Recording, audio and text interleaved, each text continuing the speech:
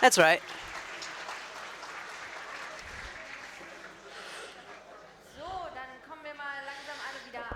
So we'll all get back to it, find the last seats, and get ready and prepared for our last talk of this day. Great that we're all back together in this room. From what I've heard, there were many exciting workshops, many exciting conversations, and too little time for all of it. But thankfully, tomorrow is another day.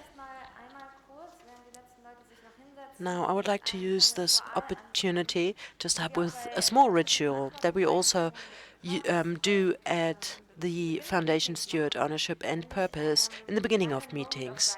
It's a small moment of silence. Let's keep quiet for 1 minute.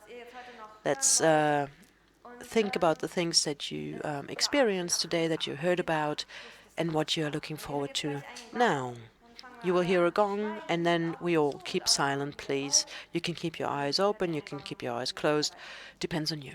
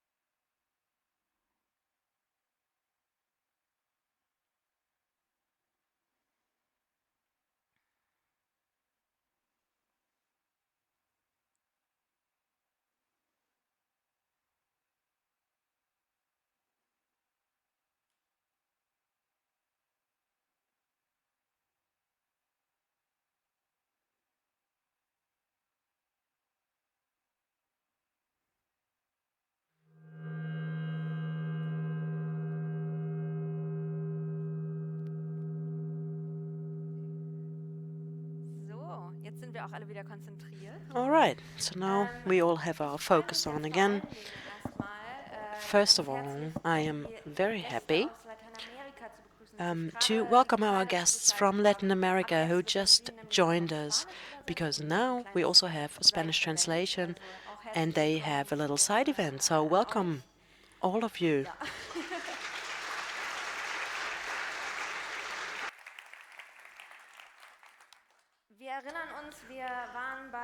Well, remember, we started this day talking about why steward ownership matters.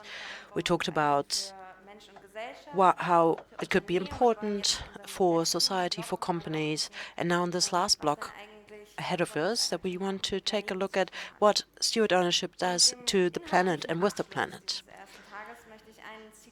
I want to finish this first day with a quote of the scientist Kate Raworth, who will join us in a few moments.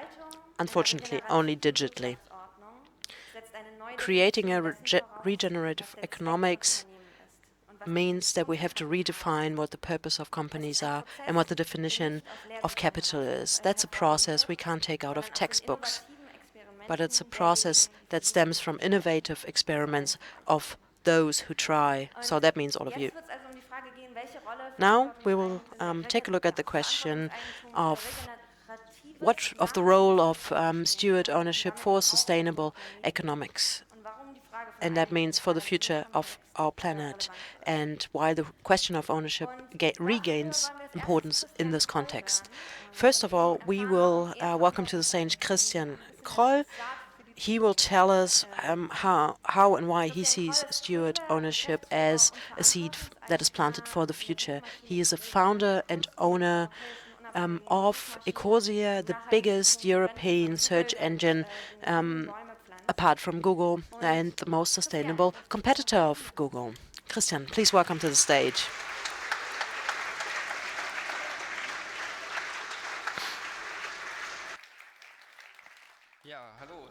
Hello and welcome. I want to give you a short introduction of what steward ownership means for me and has meant for me in my personal history, and why I think that, especially for impact startups, it is a great solution. If you don't know Ecosia and you haven't used it, that's what it looks like. You use it like every other search engine. We will show advertisement. If you click on the advertisement, we earn money. So all the same as the big competitors that you are well acquainted with. But we use the money that we make, the profits, to plant trees. Why do we do that? I could talk about it for ages, but I won't. Because we can start a positive cycle. We can combat climate change. We can combat water crises, crises of hunger, and many, many other things. And the cost for doing so is very, very small. Please all plant trees. So we're almost getting to the topic of steward ownership. Here's some facts and figures around Ecosia. Since we were founded, we have planted 157 million trees.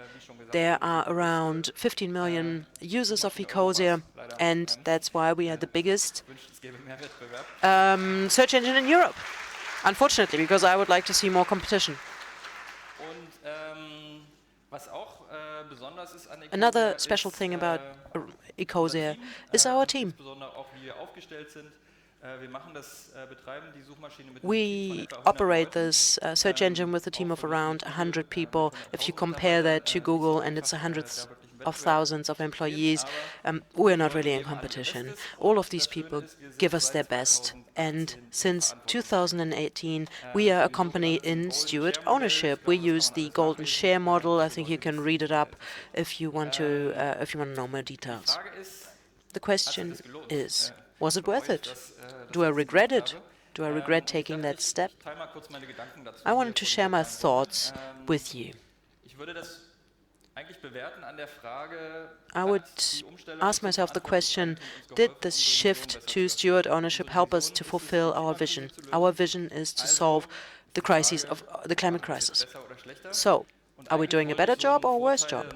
I wanted to give you a list of pros and cons, but then I realized there are really no cons at all.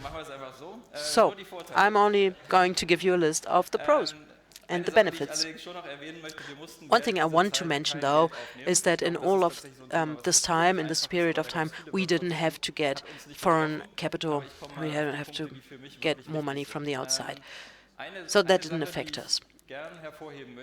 One thing I want to really emphasize from many people, especially from people I used to study with, economics, by the way, they gave me that impression, or they said to me, if you give away your company, your motivation will just subside. I did so 4 years ago, and my motivation is still as high as it was on day one. My motivation and vision is to help combat climate change, and I'm still motivated to do so. Maybe it's even increased. What's increased as well is our credibility. I think we gained a lot more credibility. Our users believe in us now. They believe in our mission, and that's really our purpose. And that we do that not to become rich, but to really combat climate change. Also, talking to the press, I've realized that when they hear of the model we use and when they understand the model of steward ownership, doubts really just vanish. And that's helped us. That's helped us to create and benefit from credibility in the long run. Another important point, I think, is that for the employees, from the employees, it was so well received. Where are our employees? Please raise your hands. Please raise your hands if you like this. 100% of all employees of Ecosia are happy with it. It's a very differentiated picture I have here. I noticed this in so many job interviews and talking to my employees. They are really convinced by this, and they're passionate about it, and it's important to them to work in a company like this. Also, we gained a lot of awareness. It's something that comes up again and again in all interviews I give. The press gives us a lot more attention and publishes on us, which is really another positive effect for us. Ecosia is my first job. I've never had another one, but I hear from other people that we do something different in our company, which is there's no pressure for profit. We recently had a situation. We're currently building a search for shopping, for online shopping, and we had a discussion around increasing our profits or highlighting green products. And then we came back to the question, what's better for the climate, for the planet? And obviously that's the green products. So we highlight those now. And I don't know if any other company that's profit-oriented would have done the same. Making profit is important, but not working with profit and value maximization is really important to me, and I think it improves the product. Another benefit that I see, and that just becomes clearer, is that cooperating with other businesses just works better. There is no skepticism in the beginning. If companies know that you can't be sold and you don't do what you do to gain more profit, trust is immediately a given and the cooperation is so much nicer. We love working together with very young startups who are founded in Steward-Ownership. We've already had a few partnerships in the past, which we really enjoyed, but of course we also like to work together with experience and older companies and the pioneers of the industry. We also enjoy that thoroughly. In general, I have the impression that the network has really given something back to me. I feel that we're all working towards a common goal, that we're working towards a better future. And I'm really happy to see young founders in this area. I think there are many reasons why you should do it. And then I also like to say people who have run businesses for generations and they think about changing. I think it's a great solution, especially if you want to if you want to have an impact. That gives you the extra edge. I think if you want to work towards the solution of our society, Steward-Ownership is a great path. So that's my opinion, how I evaluate the topic. There's just one more thing I want to say. For every participant of this conference, we planted a tree. So when you go back today to your hotel or home, you haven't only just attended a great conference and learned something, but you've also done something for climate change, against climate change.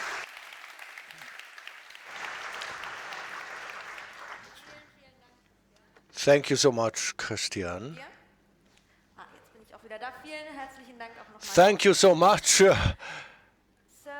now I'm switching to English again, just for anyone who wants to put on headsets. And I'm really looking forward to a very exciting session with Professor Kate Raworth and Erinch Sahan from Doughnut Economics Action Lab. Kate Raworth is a renegade economist focused on making economics fit for the 21st century. She is the author of the international bestseller Doughnut Economics: 7 Ways to Think Like a 21st Century Economist, which is really influencing politicians, economists, and everyone else around the globe. She's also teaching at Oxford University and at Amsterdam University, and she's the co-founder of Doughnut Economics Action Lab, which is also where Erinch Sahan is working. He's the business and enterprise lead at the Doughnut Economics Action Lab, and before that he's been chief executive of the World Fair Trade Organization, has spent 7 years at Oxfam, has led several campaign initiatives, and is also just a very, very pleasant person to talk to. So Erinch, I'm really happy to have you here today and listen to you and Kate talk about Doughnut Economics as a way of getting humanity back into the donut. Thank you, Maike. And I'm going to hand over to my colleague, Kate, to kick us off.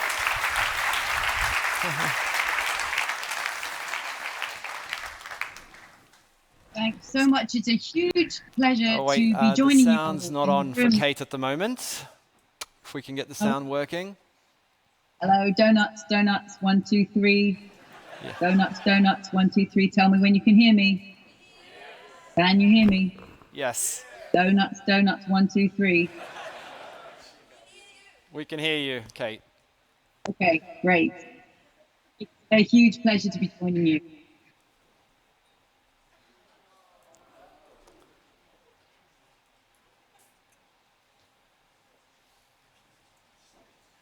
and what kind of business.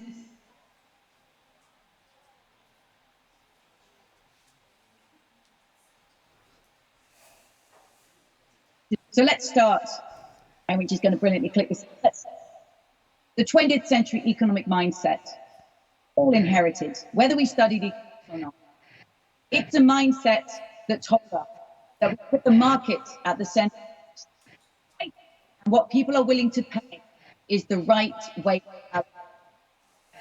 It's a mindset that is man. We stand alone with money in our hands, ego in the heart, a calculator in the head, and nature at our feet. That this is who no chance of thriving together this century. And it's a 20th century mindset that tells us that the shape of success is endless.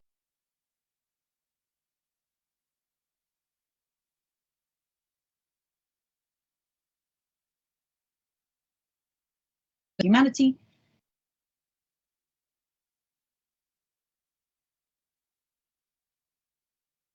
We're working on it. These and other ideas, I believe, have fundamentally shaped the crises that we now find ourselves in. The 21st century has begun with financial meltdown. It has begun in an era of climate and ecological breakdown. We have lived through 2+ years of COVID lockdown, and now we are, of course, in every country, hearing of crises of food, crises of energy prices. The essentials are coming to be a crisis once again. These crises emerge from the very systems we've created. They are systems based on the assumption and the desire of endless expansion. Systems based on that 20th century mindset. We need to start.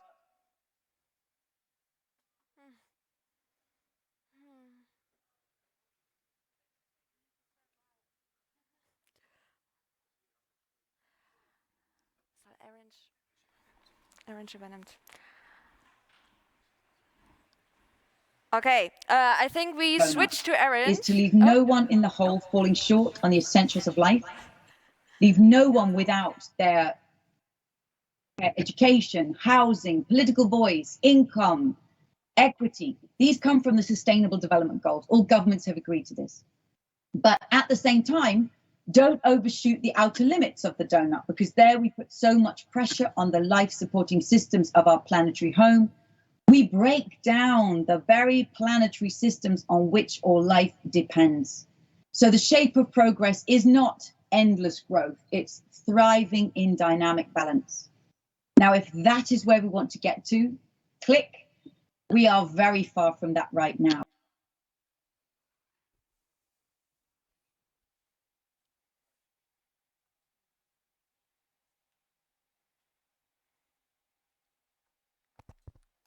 So we can pause for dramatic effect on this. I'll take over from here, because clearly we're having some technical challenges, Kate. We're only hearing about every 4th or 5th word at the moment.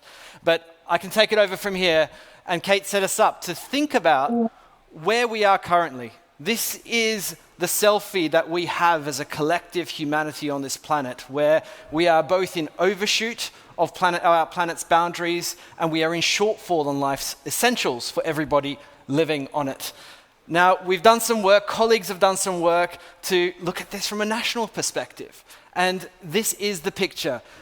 We are all developing countries now. What this is showing us is that nobody has been able to demonstrate they can create an economy that lives within the means of our living planet while meeting life's essentials for everybody on it.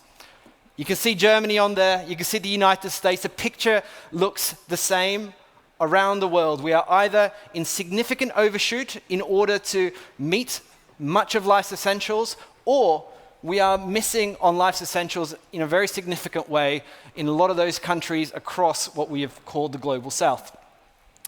Here's another way of looking at it, how overall we need to transform our economic models. Every country is off the right path at the moment, and we all need to think about those biggest, boldest transformations that we need to pursue. So, how can humanity get into the donut? And when we started thinking about this, particularly for business, this is going to be an important element. There are two critical aspects, two important aspects that make up the broader book and concept of Doughnut economics. One is to move from this concept of degenerative production, where we take from Mother Nature, we make stuff, we use stuff, we lose stuff, we repeat this over and over again around the world. I think we're all aware of this. We're all aware that we cannot continue, and we're going to have to move away to models of production that work with and within the cycles of our living world. And there are significant models currently that are demonstrating what's possible, moving from landscape degradation towards restoring our landscapes, going beyond just minimizing the damage, but to actually repairing, restoring, and being regenerative. Similarly with manufacturing, moving beyond just reducing our waste to getting into fully circular manufacturing.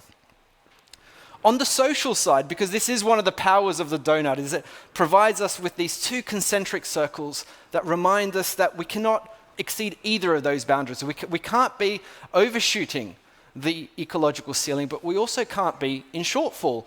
And that shortfall is going to be avoided if we can build that distributive economy, one that is sharing opportunity and value much more equitably with the people who have co-created it.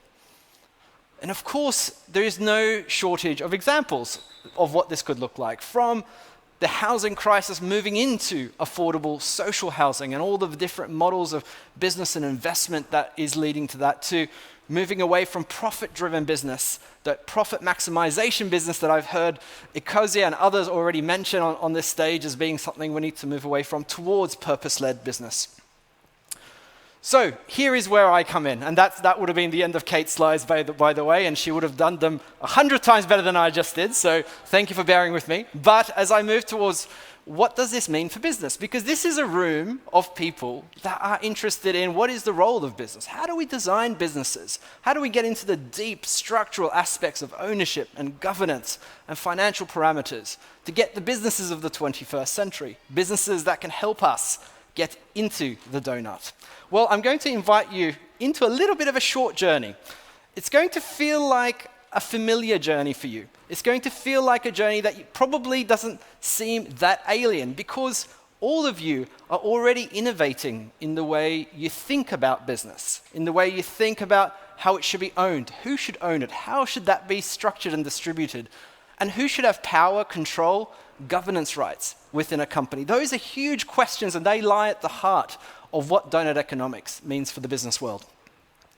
So the big question I think we're going to explore in this tiny journey is, how do we move from this 20th century model that has led to us being in overshoot of the planet's boundaries and in shortfall of life's essentials for the people on this? How do we move from that model, which was around how much financial value can we extract from this enterprise, to one that says how many benefits can we generate in the way we design this enterprise?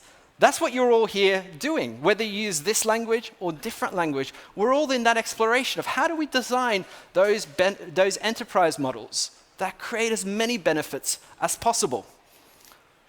Now, we need to place this a little bit within all the other amazing and critical transformation journeys out there. There are so many great approaches currently to transforming the business world, and we need them all.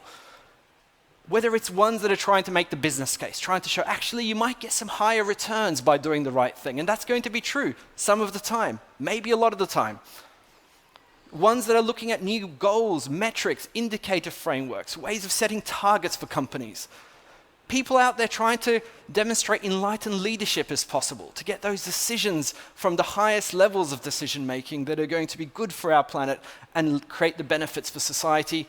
And those that are working on government regulations to try to bring pressure through laws, also through finance and ESG, all the way to collective action from farmers and communities and workers around the world. So all of these are really critical.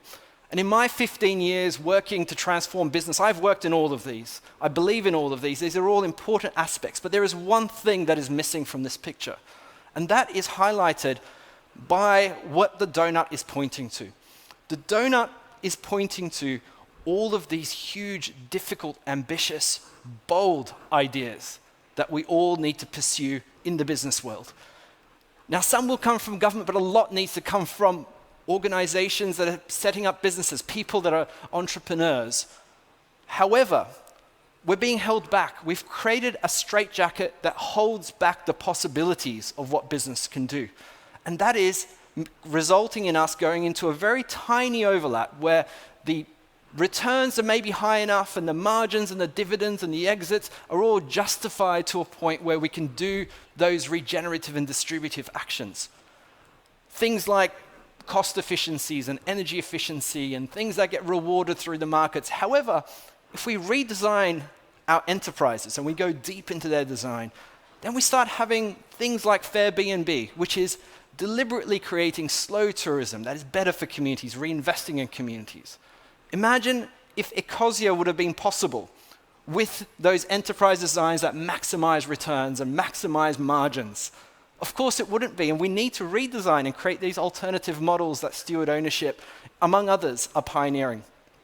So, in order to move into this world, there are some examples I think we can take inspiration from. And a reminder, I think, for all of us in the room is the reason that we are redesigning our businesses and creating these innovative new designs is because we want to pursue those big actions. That's what it's going to lead to. It's going to lead to things like, for instance, Fairphone having modular product design, throwing away the old playbook of built-in obsolescence that dominates the electronics industry. Businesses like Interface that are saying, look, we don't just want to become sustainable. We want to sequester carbon through our factories. We want our factories to behave like the wildland next door. We want it to clean the groundwater. Businesses like The Body Shop that are saying, we don't just want to have some recycled packaging. Let's combine that with fair trade principles. So the waste pickers in India that are picking up those plastic bottles for recycling in Body Shop bottles are treated with the same dignity that they deserve. Or businesses like Houdini that are saying, right, we want garments that are circular. We want to be able to separate the technical and the natural nutrients. However, we're going to make this open source. We're going to have radical collaboration in our industry that is not based just on competition, but based on this shared desire to create a regenerative future. And of course, there's a distributive side of this ledger as well. So businesses like here, El Puente, based in Germany, that is saying we're going to have the deepest, biggest commitment to our suppliers across the world, and we're actually going to give them shares so that they sit on our board and they help us make decisions together. Or businesses like Richer Sounds that started off as a family business but said, you know what, employees matter to us. We're going to convert to employee ownership. Or Fair B&B, which I mentioned. Or examples like Lush that are saying, let's go further on fair taxation. Let's not just pay the minimum tax we can get away with. These are all examples of the kinds of actions we need from business, those solutions, those ideas. However, they are enabled by their deep design. And this is the invitation, is to start thinking together collectively about how can we create the most broad and constructive and comprehensive amount of different alternative designs that can trigger these sorts of bold ideas. So we have a very short framework that actually in tomorrow's session, there's a workshop session, we're going to go through this as a little bit of a taster of what's coming. But we have a framework that we propose for how you might assess the deep design of business. And it starts with looking at its purpose. So an example of the kinds of designs that hold us back is the fast fashion industry, whose purpose is to make as much stuff, to sell as much of it as possible, at the lowest cost possible, and repeat and repeat and repeat. And the alternatives of artisanal production, where actually the producers co-own the business together, and the purpose of the business is around how do I benefit those people that make my products. Examples across networks of the businesses. So those trading relationships, those commercial relationships that move from commodity markets all the way to those transformative supplier partnerships. But also, who are you together with in the communities of businesses that you have a voice with? So moving away from those regressive alliances to join the progressive ones, like this kind of loose network of steward-owned companies. And of course, we get to governance, and a room full of steward ownership people are obviously going to see the importance of governance, because that is where decisions are made. Who holds decision-making power? Why do they hold it? And whose voice is in the room and who isn't? moving away from those governance structures that venture capital often dictates, that hold back some of the social and ecological ideas we want to pursue, and move towards examples like multi-stakeholder custodianship that River Simple has pioneered in Scotland and the UK. So all of these are examples, but of course we get to ownership, and of course ownership is central, and it transcends so many of these ideas that we are working on at Doughnut Economics Action Lab. Steward ownership is central, but so is employee ownership, so is farmer ownership. But when we look at some of the biggest and most interesting innovations that are happening, we find them in these communities of steward ownership models. We find them in people that are asking, how else can we design ownership? How else can we make sure that the company is going to be there resilient in the long run and pursuing the social and ecological purpose that we want? And lastly, finance. And this is absolutely central because it often is the thing that prevents companies from doing the things we want them to do and moving away from the quarter as king finance model all the way to how do we flex margins? How do we get capital expenditure and reinvestment into those big ideas that we need to transform our world economy? So these are all the kinds of things that are very natural for you, but it's maybe a perspective of presenting them and creating an invitation to the broader business world to design their business. And one of the reasons that we think it's critical is that maybe we need to design to enable those processes to be aligned with the purpose. Processes of product design, for instance. Or we might want to design to lock in the mission and the legacy of the business. So many of those older steward-owned businesses and companies, of course, know the importance of legacy. We might want to design to lock in those deeper partnerships. As the future comes, we're going to see supply shortages, cotton, coffee, cocoa. All of these things are going to have a security of supply issue. The resilient businesses are going to have deep partnerships with their supply chains. And we might want to design to enable that investment to happen. We heard earlier around some of the steward-owned companies being able to reinvest for their own future. Well, doing it with ecological and social goals in mind is absolutely central. So, Doughnut Economics and Steward Ownership ask the same question of the business world. They ask, let's look into the deep design, and let's ask which aspects of our deep design are holding us back, and which aspects can be redesigned to move us towards a thriving future. Thanks very much.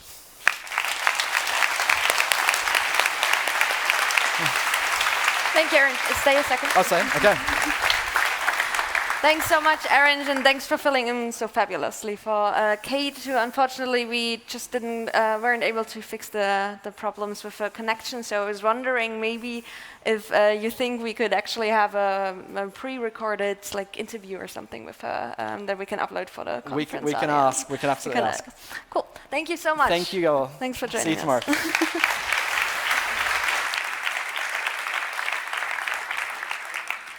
All right, what we're going to do now is that you all wave and smile because we're going to take a picture of all of us together in the audience. Only time that everyone is together. Please welcome our fabulous photographer. Woo!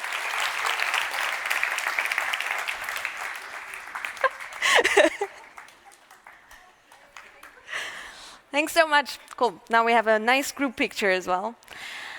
All right, it's the close of the day. I have a few organizational details I still want to run you through. First of all, you heard from so many companies and organizations today, so many inspirational speakers. And if you want to learn more about them, obviously visit their own websites, but we also, in the booklet you have with you, the Begleitheft, you find a lot more details. I just realized I wanted to switch back to German actually for this, so I'm going to do this now. So. Ich bleib jetzt auf Deutsch. So I'm going to switch to German for all those who need to put on their headsets. As for today's evening, well, the wardrobe will stay in the Betonhalle, in the concrete hall, and it will still be busy even after 10 o'clock in the evening. So our neighborhood is quite sensitive to noise, so we have an optional vegetarian bio buffet from now on, drinks and snacks, and 2 dinner speeches towards 8 o'clock. Unfortunately, we cannot interpret them. We cannot get this done. These speeches will be delivered in German outside there. It's about a well-tested social innovation with Thomas Buch of Globus and Sarah Brun around social innovation. I'm looking forward very much to tomorrow's proceedings. I will hand over the moderation to Dr. Lena Marbacher, who you have seen. Think of your tickets, name tags, and program and booklet. We will start out earlier because we do not have to travel to the venue at 9:15. Please be punctual. From 8:30, the doors will be open. Today, from 10 o'clock in the evening, please keep quiet, because we have so many sensitive neighbors. See you tomorrow. Thank you very much. And over to Lena tomorrow.